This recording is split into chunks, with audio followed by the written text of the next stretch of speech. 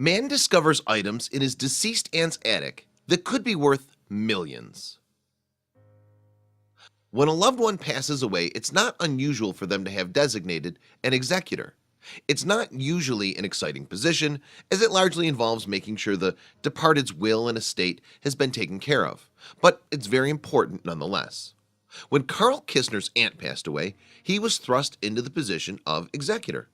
Carl knew that his aunt had been a bit of a pack rat when she was alive, and he wasn't sure what she had tucked away, so he resolved to look closely when it came time to examine the items in her attic.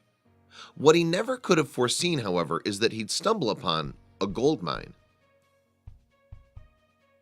When Carl Kistner's aunt passed away, he was appointed the executor of her will and estate. In this capacity, he needed to go through the items inside her house and figure out what was worth keeping. Knowing that his aunt had been famous for being a bit of a pack rat, Carl figured he should be very thorough while going through her things. He didn't want to miss anything important after all. Still, he never could have predicted that what he'd find inside his aunt's closet was going to be so special. While he was digging through old coats and boxes, he came upon something that caught his eye. Carl eyed a curious stack of boxes, and he pulled them out into the open so he could get a better look at them. Some of them looked like they were full of junk and could be thrown out right away, but there was one that just seemed unique. Even though Carl had considered the possibility that his aunt may have something of value hidden away in her home, he couldn't help but be stunned by what he found.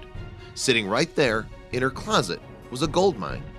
Not an actual gold mine, of course.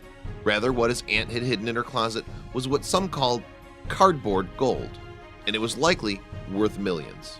So what was it that Carl found? Well, who would have guessed that those baseball cards could be worth so much?